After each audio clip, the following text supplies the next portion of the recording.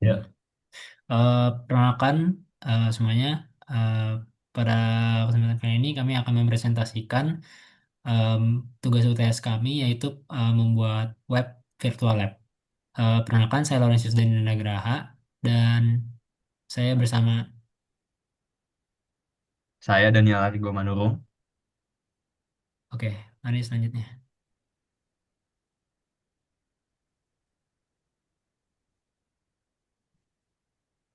Jadi di tugas UTS eh, PWAM ini kita menggunakan design thinking dan user centered design di mana kita pertama empathize sesuai dengan klien kita yaitu dosen berpikir komputasional yaitu Bu Maya.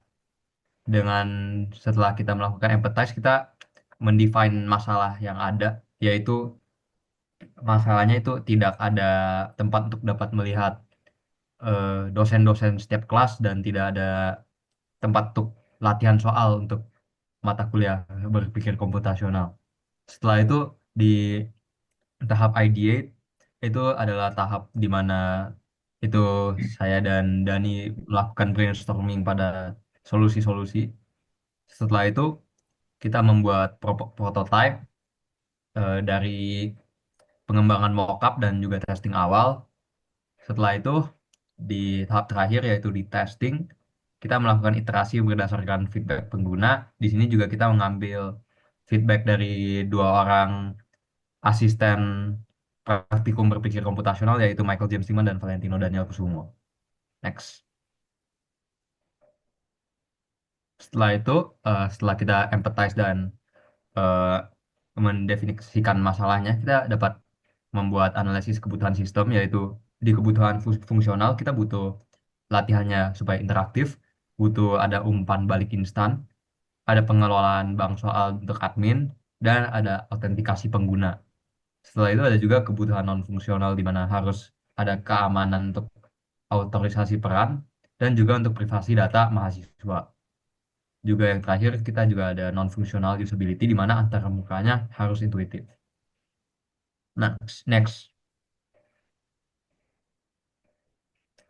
Setelah itu kita juga ada pendekatan system thinking di mana di sini kita eh, membuat sistem kita itu seperti sistem holistik yang di mana sistem ini tuh harus terhubung gitu. Jadi di sini tuh front end-nya tuh harus service, harus interaktif untuk mahasiswa yang bakal terhubung dengan database dan logika pemrosesan data. Setelah itu yang dihubungkan dengan API. Next. Setelah itu kita juga ada permodelan perangkat lunak. Pertama ada use case diagram, yaitu ada tiga aktor di sistem kita, yaitu mahasiswa, admin, dan guest. Di sini mahasiswa dapat melakukan melihat informasi di portal, melihat dashboard progress, melakukan autentikasi, dan mengakses latihan interaktif. Dan di sini guest hanya dapat melihat informasi portal. Dan di sini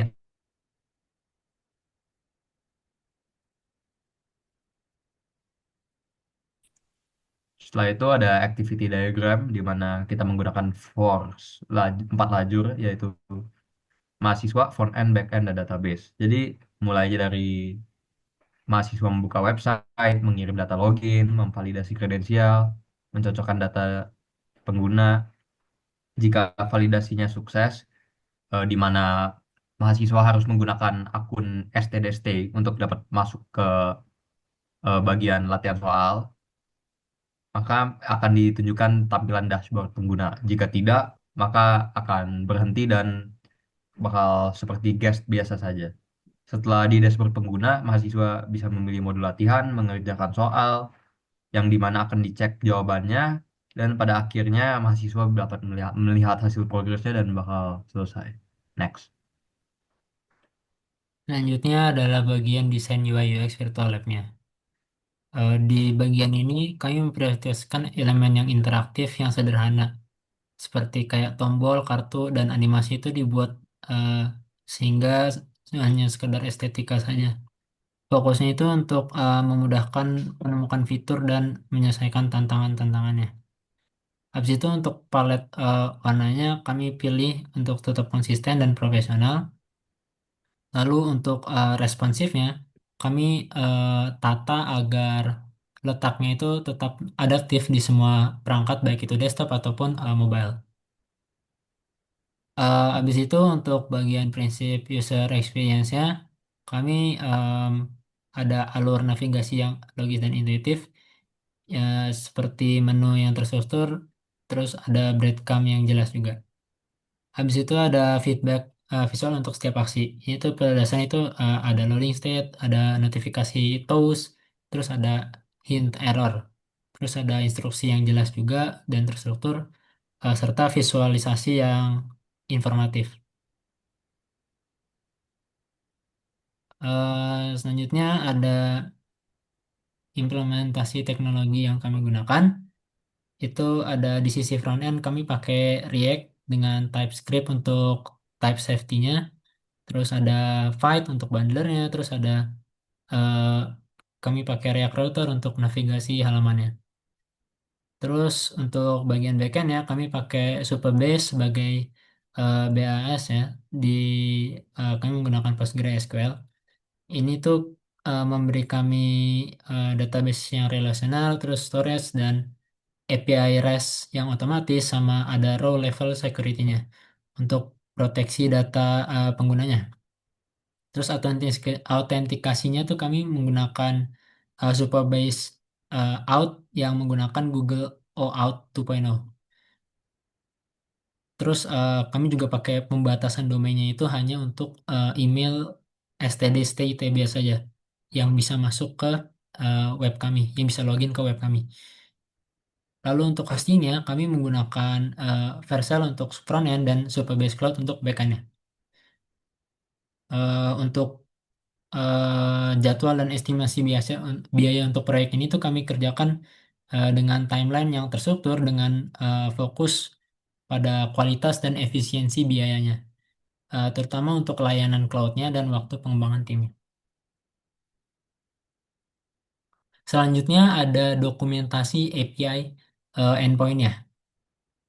Jadi untuk aplikasi kami kan menggunakan React TypeScript di front-end-nya. Nah ini tuh akan berkomunikasi ke Supabase API-nya tuh kayak lewat HTTPS pakai header JWT dan API key. Nanti ada dua gerbang utama, ada Auth v1 untuk autentikasinya, terus ada REST v1 untuk akses datanya. Terus untuk autentikasi dan domain restriksinya tuh kita pakai Google All Out yang tadi udah dibilang pakai STD, dibatasi pakai STD saja. Lalu ada endpoint intinya itu ada REST v1 users, pada dasarnya itu eh, post ya yang ngebuat profil pertama kali, terus ada juga gate yang ngambil profil itu, terus ada page yang update namanya. Terus ada REST v1 yaitu user challenge submission. eh ini tuh pada dasarnya itu kayak ngepost ya simpan skornya, terus ada upsert untuk retake-nya, terus ada get untuk ngambil daftar atau detail submissionnya. Terus ada headernya, header wajib ini. Jadi kayak semua request tuh harus punya authorization, eh, ada bearer JWT-nya sama API key-nya gitu. Jadi format response-nya itu bakal konsisten sesuai dengan sukses sukses berisi data, terus errornya berisi objek gitu. Terus ada keamanan dan RLS. Jadi keamanan itu jaga dengan row level security. Terus intinya eh, user tuh cuma bisa baca atau tulis datanya sendiri aja. Terus ada integrasi frontend-nya. Di sini tuh frontend kami pakai SDK Supabase. Jadi sign in with or out gitu untuk loginnya. Terus get session untuk cek sesi sama operasi datanya tuh lewat supabase.form. Eh, Intinya tuh dokumentasi ini tuh eh, pakai alur login, terus validasi, terus crowd data, terus proteksi RLS-nya, sehingga tuh integrasinya tuh terasa lebih sederhana sama konsisten. Oke, ini yang terakhir. eh, adalah hasil dan evaluasi dari proyek kami. Jadi pencapaian utama setelah kami menyelesaikan proyek ini adalah kami berhasil mengimplementasikan virtual lab, terus em, kebutuhan fungsional dan non fungsionalnya itu dapat berjalan dengan baik. Lalu data aktivitas penggunanya itu dapat tersimpan juga dengan baik. Terus interface-nya itu dapat bekerja di semua perangkat, baik itu desktop maupun mobile. Selanjutnya kita akan melihat websitenya saja langsung.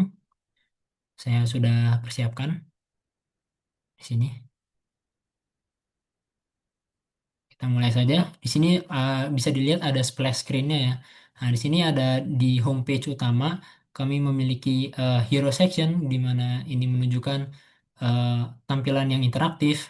Terus ada about dari apa itu virtual lab-nya. Terus ada eh, instruktur-instruktur yang bekerja di untuk berpikir komputasional ini dan kelas-kelas mereka. Terus ada jika ingin mengkontak eh, para pengelola em, dan dosen-dosen berpikir komputasional itu bisa lewat beberapa tempat di sini. Lalu kita mulai saja dengan login. Di sini login kami batasi hanya dengan akun STDST saja ya. Sehingga jika bukan STDST tidak mungkin bisa masuk ke akunnya. Ke Tidak bisa mungkin login. Oke, continue saja. Oke, setelah login kita berhasil masuk ke dalam dashboardnya. Di sini kita bisa lihat kalau user seperti mahasiswa itu student itu bisa melihat overall progress mereka yang telah mereka lakukan seperti exercise yang telah mereka lakukan, terus apa saja exercise yang sudah mereka kerjakan gitu. Terus selanjutnya bisa dilihat mereka juga bisa nge-browse exercise lainnya ke dengan mengklik navigation bar ini. Di sini bisa dilihat banyak sekali exercise yang dapat mereka kerjakan. Sebagai contoh, kita ambil satu aja,